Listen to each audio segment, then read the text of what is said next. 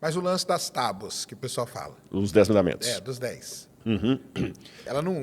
Moisés recebeu uma luz, aquilo lá O que é acontece? assim que você interpreta, não? Eu interpreto que Moisés teve uma visão sobrenatural de Deus, que foi algo realmente... Porque teve duas fases, né? Então, uma fase que o próprio Deus escreve, uma fase que ele manda Moisés escrever. De qualquer maneira, em ambas as ocorrências, foi Deus agindo. Então, vamos colocar ali. Agindo de maneira bem racional, Sérgio, isso parece ridículo. Eu vou dar outros exemplos do que parece ridículo. Deus entregar 2 tábuas de pedra para Moisés, ou mandar Moisés lavrar 2 tábuas para escrever os mandamentos direto do Deus, parece ridículo. Falar que uma mulher chamada Maria estava virgem e deu à luz a um menino sem nenhuma presença de espermatozoide dentro do útero dela, também é ridículo. Nenhum ginecologista vai falar que isso procede. Falar que um homem chamado Jesus andou sobre as águas, isso é ridículo. Falar que O próprio Moisés abriu o Mar Morto, né? abriu o Mar Vermelho, né? Mar Vermelho. Também parece ridículo. Os milagres de Jesus também parecem ridículos. Ou seja, a Bíblia está repleta de situações que parecem ridículas. Aí eu te pergunto de volta. Por que pessoas de elevado calibre mental acreditam nessas coisas e não acreditam nas fábulas de La Fontaine? Mas aí elas acreditam no literal? Literal, tem muita gente. O Newton acreditava nos milagres de Jesus de maneira literal. E outros mais que eu podia citar. Eu dei o Newton aqui para ficar bem com um baluarte da ciência. O Newton, né? tinha uns negócios com a Bíblia, bem forte. Era um camarada que descobriu a lei da gravidade. Galileu também. O Galileu ele brincava com o Papa da época. Exatamente. A briga dele é com o Papa, não com a Bíblia. Né? E outros mais que eu poderia citar. Agora, como é que eu resolvo isso aqui, Rodrigo? O seguinte, vamos tirar agora os milagres da Bíblia. Quando eu pego o que está acontecendo aqui agora, que a galera está ouvindo a gente de longe, enquanto a gente está falando aqui, que você pode tirar uma foto minha nesse celular e mandar para outro lugar, se eu pegar todos esses eventos agora do presente e voltar com eles 100 anos no passado, isso também apareceu coisa ridícula. Ah, sim. Entendi. Você entendeu? Todo mundo fala assim, isso é impossível. Se eu entrasse numa máquina do tempo, hipotética, voltasse lá e falasse, falando, gente, vai chegar um tempo em que vocês vão poder mandar uma imagem real sua para alguém que está do outro lado do planeta. Iam nos colocar numa camisa de força. Com certeza.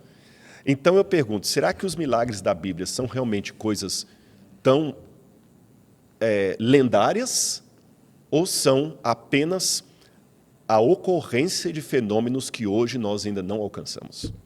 Como os nossos fenômenos também, para alguém que veio no passado, eram muito ridículos. Até para nós hoje. É meio fantástico o negócio da inteligência artificial.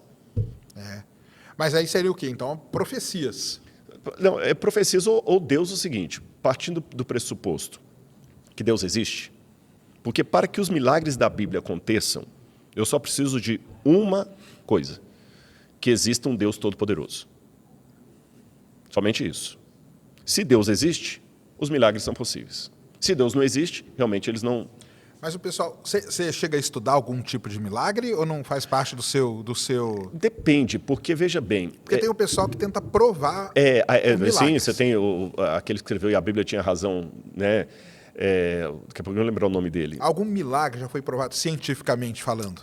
Foi provado, a ocorrência do milagre foi.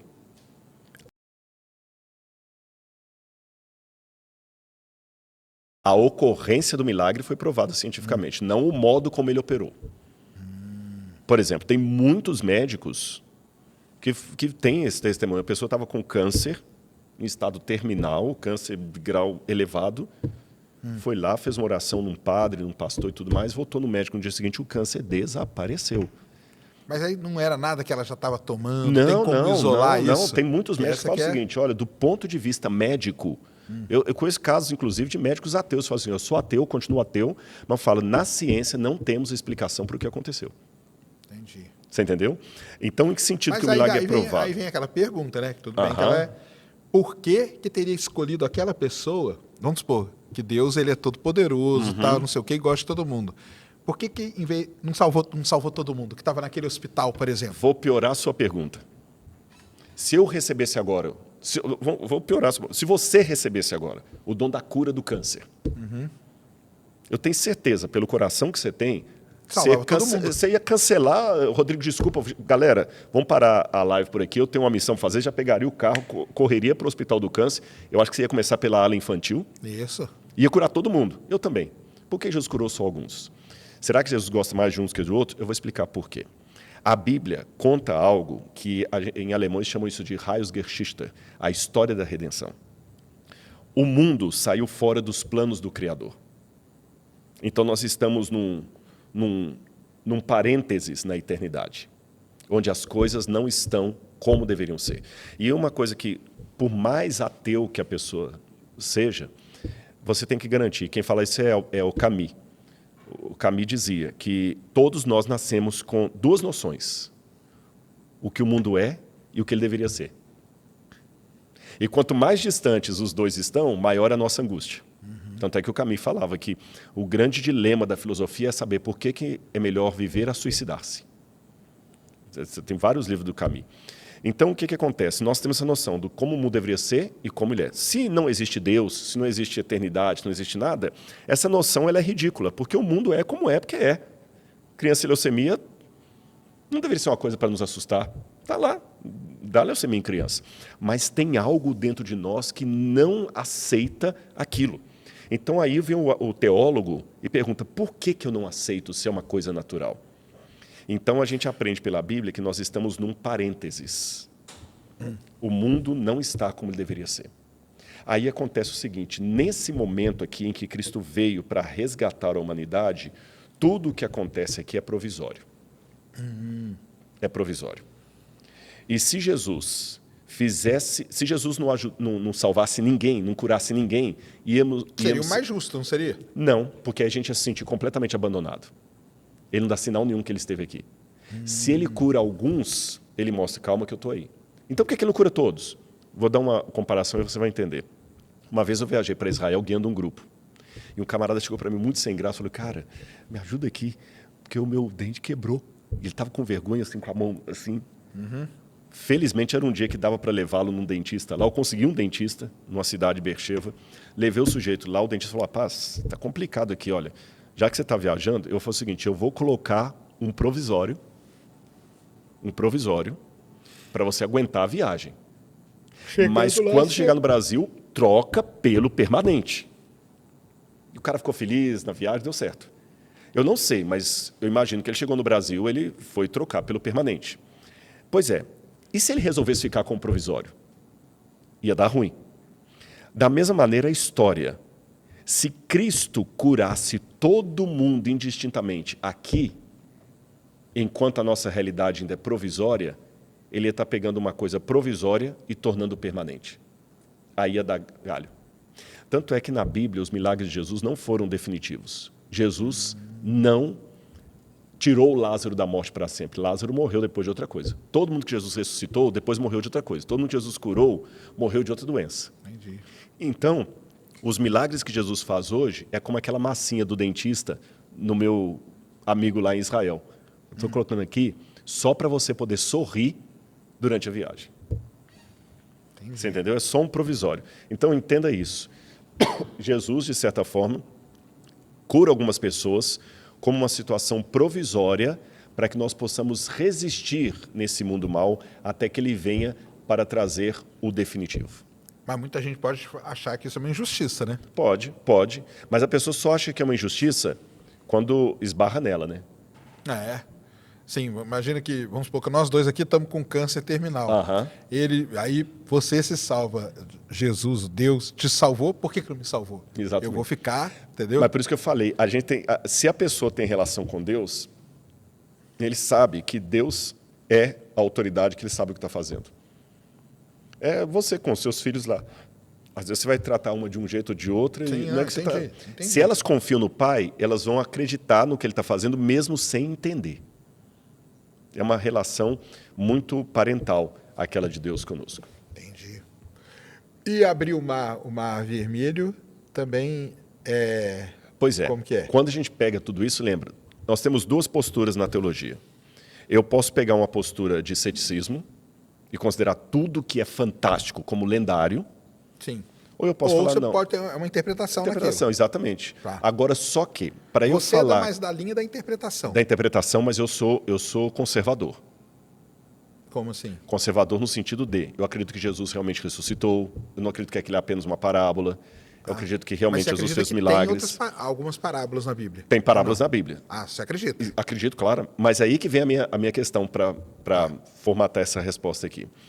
Quando eu analiso a Bíblia agora como livro literário, aí lembra aquilo que você também perguntou assim, poxa, mas tem vários estilos? Sim. Isso é importante porque pode confundir as pessoas. Porque aí eu teria que estudar cada um como se fosse tipo um filósofo diferente, para entender o que aquele cara que escreveu está falando. E é comparar com outras literaturas. E aí Sim. que vem uma questão. Quando você pega a abertura do Mar Vermelho, não está escrita em forma de poesia, em forma parabólica. Está escrito? Em forma de história. História real. Aconteceu alguma coisa ali, realmente. O mar, de alguma maneira, abriu e eles passaram. Mas o abrir o mar não quer dizer que aquela imagem clássica que a gente tem, que ele bate e o negócio separa. Pois é. Como os detalhes, a gente não estava lá. A Bíblia só fala que Moisés ergueu o cajado, o mar se abriu. Então, vamos colocar as hipóteses aqui. Pode ser que foi instantâneo. Pode ser. Pode ser que Moisés levantou o cajado, o pessoal ficou esperando, daqui a pouquinho a água começou a baixar a maré e o pessoal foi. Tudo é possível. Você entendeu? Então, essas possibilidades existem, porque é como se eu fosse... A Bíblia, às vezes, reduz em 3 versículos 20 anos de história. Isso que é fogo, né? Você entendeu? Então, você tem que saber separar, assim, olha, o Sérgio... Foi o seguinte, o Sérgio veio para Campinas, aí ele estudou em Campinas e tirou o diploma dele aqui. Mas eu contando isso assim, parece que você veio para Campinas na terça-feira, na quinta-feira você saiu com o diploma. Você ficou 5 anos aqui. Isso. Tá certo? Então esses detalhes tem. Agora o que a gente não pode fazer é ficar tentando encontrar um arranjo histórico para justificar aquilo ali. Não, na verdade, aquele que tem uma época do ano mesmo que a maré fica baixa, o pessoal aproveitou isso, mas como é que explica então que o exército de Faraó depois morreu afogado? E detalhe, você sabe que agora que nós estamos fazendo esse bate-papo aqui, teve um achado arqueológico importantíssimo, que foi a tumba de Tutmose II. Você falou, explica aí o que é isso. O Tutmose II era o marido de Hatshepsut, não precisa dar nó na língua com esses nomes, não. E na cronologia bíblica, o Tutmose II provavelmente era o pai do faraó do Êxodo, Tutmose III. Êxodo, explica aí para quem não sabe o que é. O Êxodo é o segundo livro da Bíblia que conta essa parada da abertura do Mar Vermelho. Que foi por onde passaram os hebreus, quando fugiram do Egito. E na tumba do Tutmose III, há uma oração da Amduat. Todos tinham a oração da Amduat, mas a dele tem uma oração específica na 12ª hora, onde ele implora ao deus Horus que traga ar para a multidão que morreu afogada por seguir a sua carne. Caramba. Tem ali atrás, não vai dar para a câmera pegar, mas você consegue ver, estão vendo ali atrás aquele papel ali, um papiro? Papiro de Ipulver. Esse papiro, o original dele está na biblioteca de Leiden, na Holanda. E o papiro de Ipulver é um papiro egípcio, um documento egípcio, onde o Ipulver, que era um escriba egípcio, ele clama ao deus Horus, de novo, por que as desgraças estavam acontecendo no Egito. E ele fala, Deus Horus, por que o Nilo se tornou em sangue? Por que as trevas estão em toda parte? Por que os filhos dos nobres estão morrendo de maneira inesperada? Por que os escravos estão fugindo e levando no seu pescoço o nosso ouro? Olha, Rio Nilo se tornando em sangue, crianças morrendo de maneira inesperada, trevas por toda parte. Aí agora tira o papiro e pulver, vai ler o Êxodo, as 10 pragas de Moisés. Entendi. Então você vê um testemunho das pragas de Moisés para alguém que estava lá. Então alguma coisa aconteceu. Você está entendendo? Porque aí o problema, eu acho que é encontrar essa relação, né? Porque o que é a tal da praga? Porque a praga pode ser muita coisa, Pode ser. Agora, só que aí eu tenho que entender uma coisa de Deus. Tentaram muita coisa da praga. Tentaram achar até que foi a destruição do Santorini que provocou, mas eu acho que é meio forçado. Aí o que acontece? Aí eu tenho que ter outra semelhança com a ciência. Assim como tem eventos naturais que o método científico não alcança, apenas descreve. Concorda comigo? Falei certo? Há eventos naturais que o método científico não alcança, ele apenas descreve. Né? A própria Euclides lá, a própria geometria de Euclides. Como é que você prova aquilo laboratorialmente? Impossível. Você descreve e fica calado. Da mesma maneira, existem eventos bíblicos que a teologia apenas descreve, mas ela não alcança para explicar. Então, por isso que é perda de tempo, assim como é perda de tempo tentar usar um microscópio para analisar a geometria de Euclides, é perda de tempo usar o intelecto do teólogo para explicar como é que Jesus formou no ventre de Maria. Por isso que a gente não estuda milagre desse jeito. Não dá para eu reproduzir laboratorialmente o que aconteceu. Jesus curou o cego, mas eu não tenho como voltar no passado e usar as técnicas de Stuart Mill e reproduzir aquilo e falar, peraí, Jesus foi isso aqui, se eu fizer vai dar igual. Não tem como, foge. E Deus, esse era um dos problemas que Bertrand Russell usava para negar o milagre, que é falar assim, se existe milagre, Deus está infringindo suas próprias leis. Porque o milagre é uma infração da lei natural. Só que o Bertrand Russell, apesar de ser um cara que ganhou o Prêmio Nobel de Literatura, ele foi uma grande bobagem, porque você sabe que na natureza, a natureza está repleta de leis contraditórias que às vezes entram numa sincronia e elas são contraditórias. E, por exemplo, por que nós não entramos em combustão? Sendo que nós temos todo o elemento da combustão. Quando eu jogo um objeto para cima, a lei da propulsão faz com que a lei da gravidade fique caladinha. São leis contraditórias. Porque a lei da propulsão, se eu joguei, a lei da propulsão demanda que o objeto suba. Mas a lei da gravidade demanda que ele desça. Então, eu não estou quebrando a lei da gravidade quando eu jogo algo para cima. Eu estou apenas trabalhando com duas leis contraditórias, de uma maneira que elas entram em harmonia, permitindo que, temporariamente, um objeto suba ao invés de descer. Até encontrar ali uma resistência. Até encontrar, exatamente, mas eu não estou quebrando a lei da gravidade em fazer isso. Deus também, ao operar o milagre, ele pode usar uma lei que nós não conhecemos e que coloca outra em suspensão. Simples assim. Só que eu não tenho como reproduzir isso em laboratório. Por isso que a gente não tenta explicar o que aconteceu, porque senão você vai negar a própria capacidade divina de operar um milagre. Entendi.